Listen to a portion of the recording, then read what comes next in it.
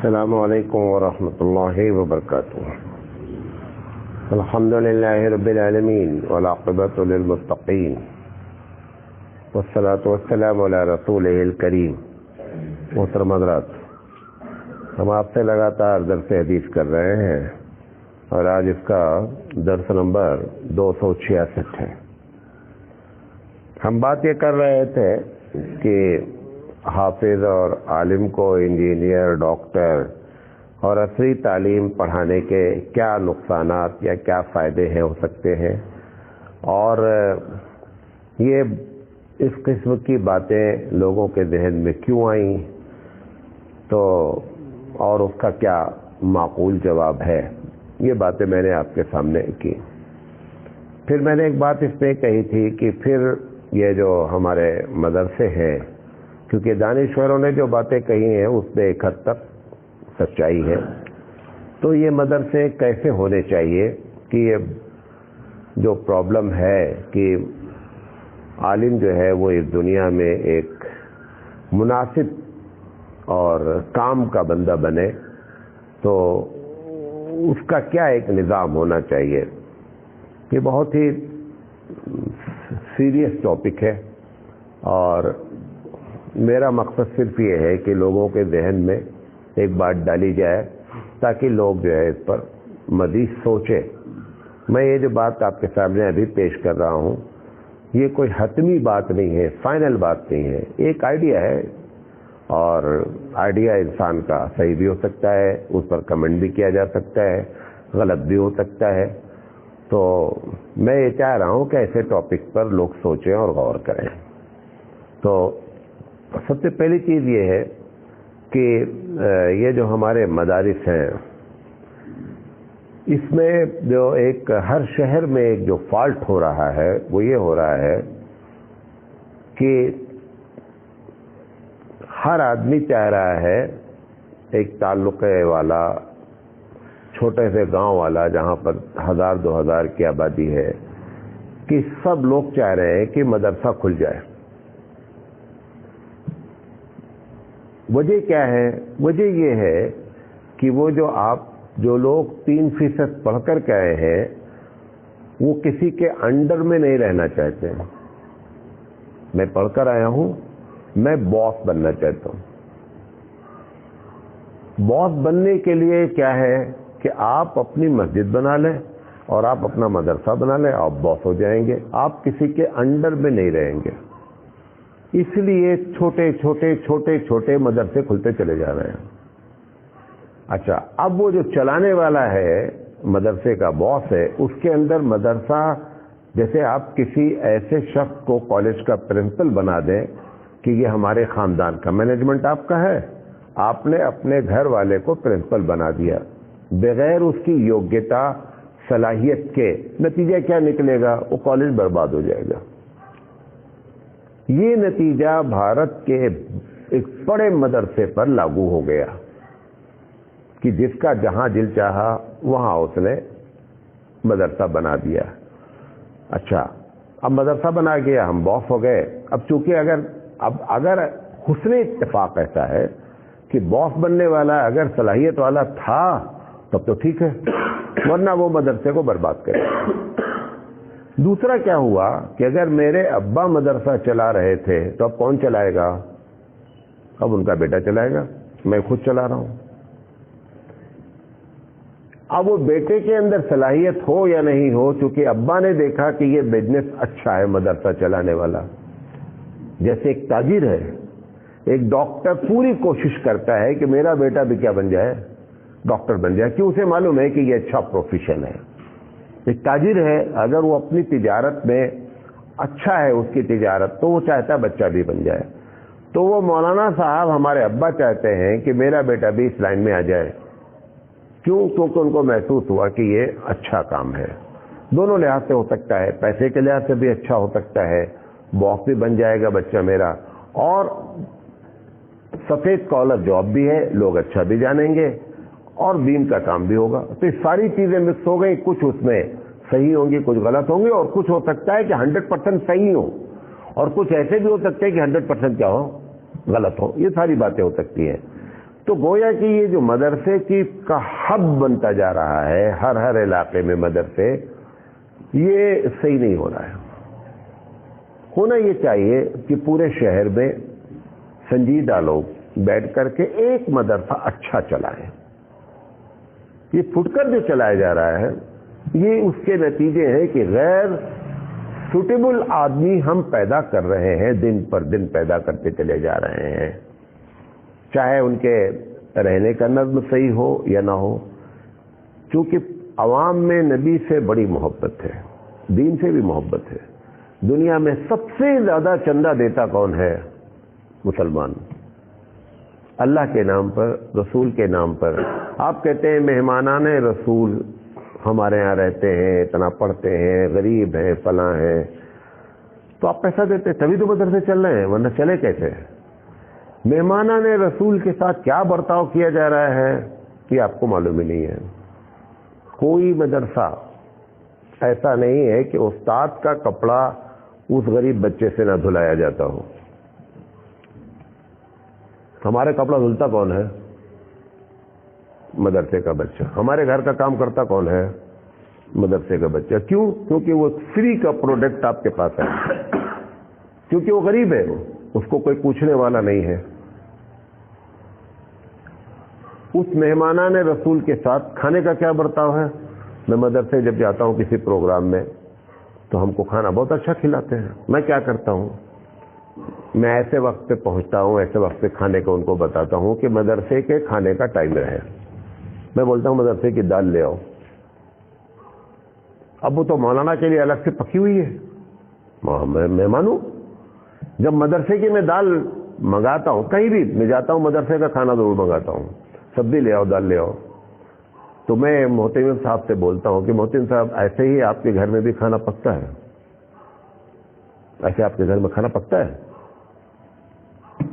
آپ دال ڈال دیں گے تو چاول کے اوپر پورا، چونکہ پانی ہے، وہ سب نیچے بیٹھ جائے گی، کچھ بھی دال ایک بھی چاول کے اوپر نظر ہی نہیں آئے گی. یہ سب بند ہونا چاہیے. ایسے آپ سوچیں کہ اچھا پبلک کیا چاہ رہی ہے کہ ہم نے پیسہ لگایا ہے، ایک انقلابی پرسنالٹی دنیا میں تیار ہو جائے. یہ کپڑا دھل کر کے، یہ تمہارے گھر کا کام کر کے، یہ پتلی دال کھا کر کے انقلابی شخصیت پیدا نہیں ہوتی ہے. ایسے انقلابی لوگ نہیں پیدا ہوتے ہیں. انقلابی لوگ پیدا کرنے کے لیے سب سے پہلے تو جو چلانے والا ہو وہ انقلابی ہو، تب انقلابی لوگ پیدا ہوتے ہیں. آپ ایک بات اور، کیونکہ آپ بولیں گے مولانا صاحب آپ نے بھی مدرسہ اپنے ابا کا چلا لیا. ایک سوال ہے نا. میں صرف اپنے بارے میں 1 منٹ بتا دیتا ہوں. مجھے جب میں کوئی اس مدرسے پر تو اللہ کے فضل سے ڈیپینڈ نہیں تھا. میری اپنی جاب تھی، میں 20 سال کام کیا ایز اے لیکچرر، میں کام کرتا رہا. جب ہمارے والد صاحب کا انتقال ہو گیا تو یہاں کے شورا نے بہت پریشر ڈالا کہ آپ آئیے اور چلائیے. میں نے کہا کہ میں نہیں آ پاؤں گا، کیونکہ میں ایک الگ نظریے کا آدمی ہوں اور مدرسے والے میری باتوں کو برداشت نہیں کرتے، مجھے معلوم ہے. کیونکہ میں اس طریقے سے بچے، آپ جا کر کے بچوں کے رہنے کا دیکھ لیجئے، سو رہے ہوں گے ایک ساتھ چھوٹے سے کمرے میں 20 25 بچے. تمہارے گھر میں ایسے لوگ سوتے ہیں؟ تمہارے گھر میں ایسے لوگ سوتے ہیں؟ کیا ضرورت ہے مدرسہ چلانے کی اگر تم ان کے کھانے پینے رہنے کا انتظام نہیں کرتے ہو؟ یہ سب نظریہ میرا پہلے سے تھا، لہذا میں نے مدرسے والوں کو کہا کہ آپ مجھے برداشت نہیں کر پائیں گے. آپ تنخواہ دیتے ہیں، میں اس تنخواہ کو نہیں پسند کرتا ہوں. جب آدمی کا پیٹ نہیں بھرے گا تو مدرسہ کیسے چلائے گا؟ ان لوگوں نے کہا کہ آپ اپنی مرضی سے جو کرنا ہے کریں. ہم نے یہ بھی ان کو لکھ کے دیا ہے کہ آپ کو جس وقت ہم سے اچھا آدمی مل جائے یا میں آپ کے لیے کام کا نہیں ہوں، آپ مجھے اسی دن ہٹا دیجیے گا. اور یہی وجہ ہے اللہ سے میں دعا کرتا ہوں، آپ لوگوں سے بھی کہتا ہوں، میں آج تک مدرسے سے تنخواہ نہیں لیتا ہوں، صرف اس وجہ سے کہ تاکہ کسی وقت ہم کو یہاں سے نکالا جائے یا میں نکلوں تو میں مدرسے والے مجھے کچھ بھی تکلیف نہیں ہو. میں 1 پیسہ تنخواہ لے لیتا ہوں، پچھلے 10 سال ہو گئے، صرف اس وجہ سے. کیونکہ جب ہم اس پر ڈیپینڈ ہو جائیں گے تو کوئی بھی ہمارے خلاف بولے گا تو ہم روز آنا تیار رہتے ہیں کہ آپ میرا استعفیٰ لے لیجئے اور کسی اچھے آدمی سے مدرسہ چلا لیجئے.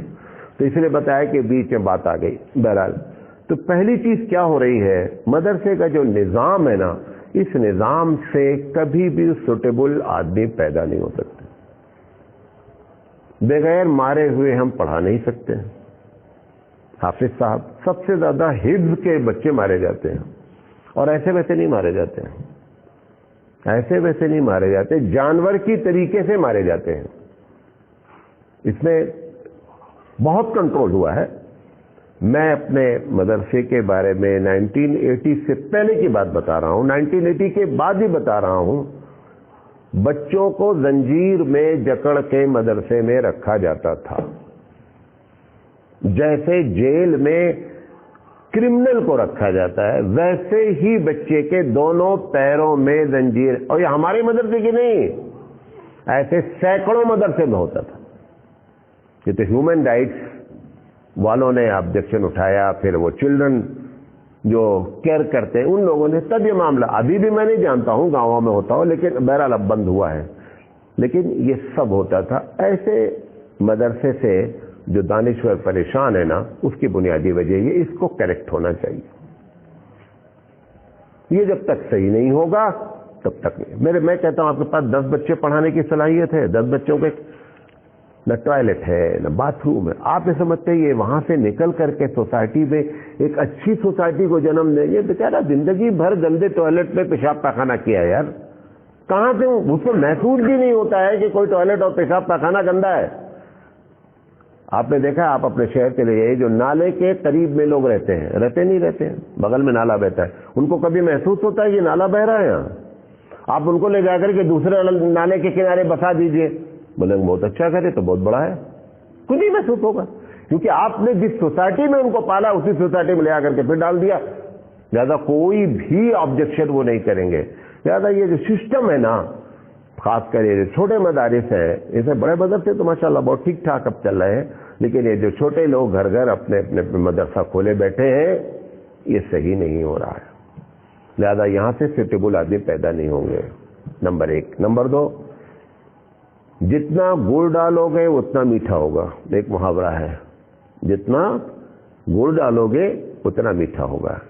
جن کے ذریعے آپ چاہتے ہیں کہ اچھے اور باصلاحیت لوگ پیدا ہوں، سب سے پہلے ان کا سارا انتظام کریں. آپ جو دنیا میں پروفیسرز ہیں، اچھے اچھے لوگ ہیں، وہ تنخواہیں اپنے مرضی سے لیتے ہیں، تمہاری مرضی سے تنخواہ نہیں لیتے ہیں. لیکن وہ پروڈکٹ نکالتے ہیں کہ دنیا میں جب وہ نکلتا ہے تو معلوم ہوتا ہے بھائی کس پڑھا لکھا ایک آدمی ایسا ہوتا ہے. کیوں؟ کیونکہ جس کو سلیکٹ کیا گیا ہے اس کے اندر صلاحیت ہے، اس کی ضروریات کو پورا کیا گیا ہے، لہذا وہ اچھا پروڈکٹ پیدا کرتا ہے. ہمارے پاس کیا ہے؟ بہت تنخواہ دے دی گئی، 10,000 دے دیا انہوں نے. تو کل ایک وائرل ہوا چھوٹا سا مضمون، بہت لوگوں نے بھیجا، میرے پاس کم سے کم 50 لوگوں نے بھیجا کہ امام صاحب سے متولی صاحب نے کہا میرے لڑکے کے لیے دعا کر دو کہ اللہ تعالیٰ ان کو اچھی جاب دے دے. امام صاحب نے زور زور سے دعا کیا متولی صاحب کے لڑکے کو اللہ خوب اچھی سی جاب دے دے. کرنے کے بعد ایک جملہ انہوں نے اور کہا، انہوں نے کہا اللہ ان کی تنخواہ اتنی ہی رکھنا جتنی میری ہے. یہ کس نے دعا کیا؟ وہ امام صاحب نے کیا. اب متولی صاحب ناراض ہو گئے.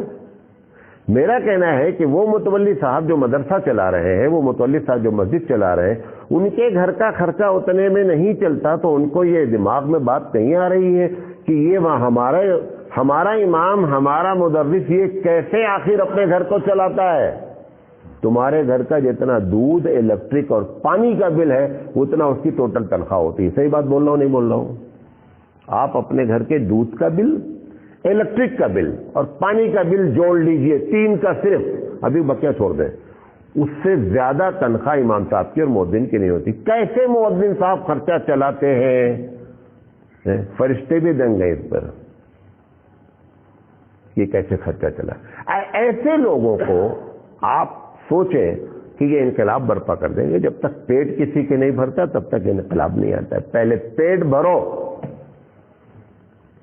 جتنا ہو سکتا ہے کوشش آپ صرف کچھ نہ کریں, آپ اپنے اوپر موازنہ کر کے دیکھ لیں کہ میری فیملی میں اتنا ہے. چلو آپ بہت ہائی فائی ہیں, مڈل کلاس, میں نہیں کہہ رہا ہوں. آپ کے گھر میں 20,000 کا صوفہ ہے, اس کے پاس پلاسٹک کی کرسی تو کم سے کم ہونی چاہیے نا, وہ بھی نہیں ہے. اور آپ امید لگائے بیٹھے ہیں یہ مدرسے سے فارغ ہونے والے لوگ دنیا میں انقلاب برپا کر دیں گے. بیوقوفی کی باتیں ہیں, سمجھے, یہ کبھی نہیں ہوگا. جہاں پر آپ موجود ہیں, آپ ذمہ دار ہیں مدرسے کے, مسجد کے, کوشش کریں سب سے پہلے اچھے آدمی کو رکھنے کی. حافظ امام کیوں ہو رہا ہے؟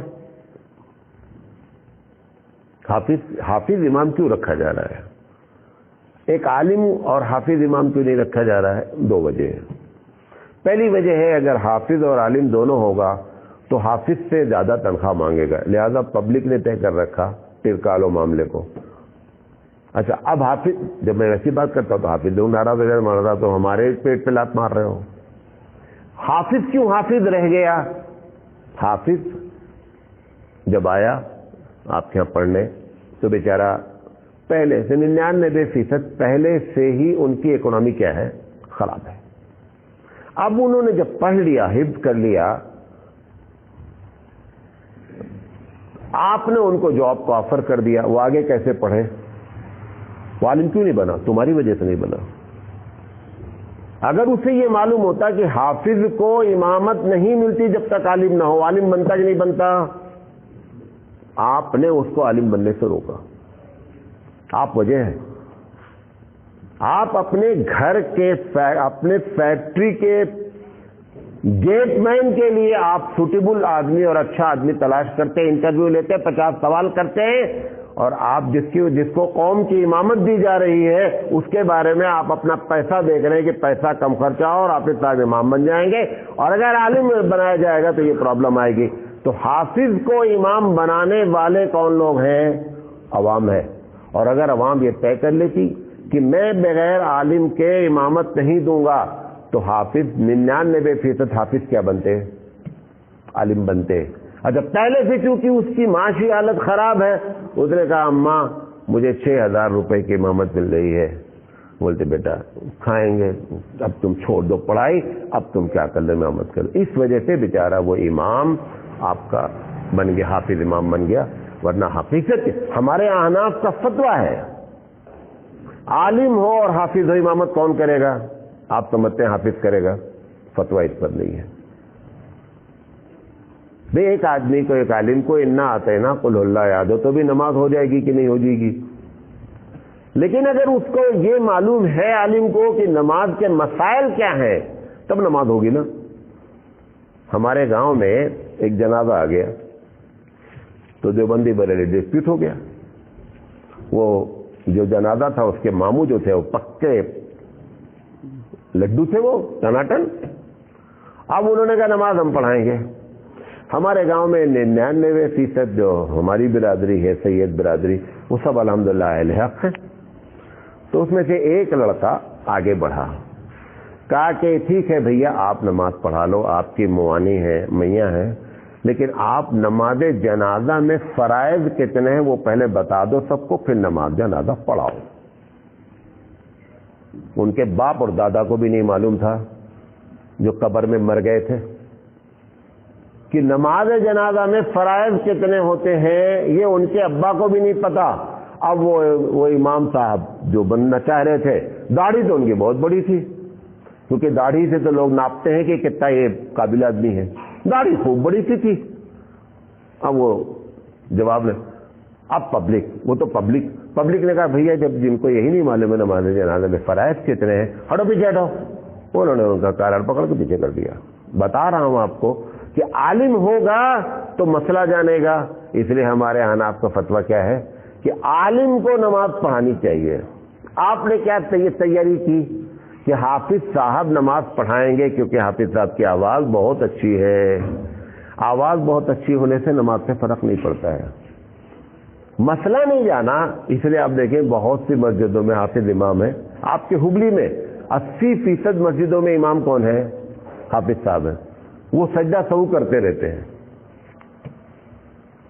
سجدہ سہو واجب نہیں ہوا ہے, ان کو تھوڑا دیر ڈاؤٹ ہو جاتا ہے تو سجدہ سہو کر لیتے ہیں کہ مسئلہ ہی نہیں کھڑے ہو، پہلے سے سجدہ کر لو. ایڈوانس میں سجدہ سہو کر دیا انہوں نے اٹھا کر کے. اگر ان سے پوچھ لے کیوں سجدہ سہو کیا ہے، وہ ایڈوانس میں کیا ہے بیچارے نے. یہ پریکاشن ہے، یہ نماز کا پریکاشن ہے. اگر وہ عالم ہوتا کبھی نہیں کرتا. تو مدارس میں سب سے پہلے جو آج بات کرنا چاہتا تھا کہ نظم صحیح ہو، پڑھانے والے صحیح رکھے جائیں اور ان کی تنخواہ کا معقول انتظام ہو تو سوٹیبل آدمی پیدا ہوں گے. ورنہ آپ کا خواب بہت اچھا ہے، کبھی بھی شرمندے تعبیر نہیں ہوگا، اس کی تعبیر نہیں نکلے گی.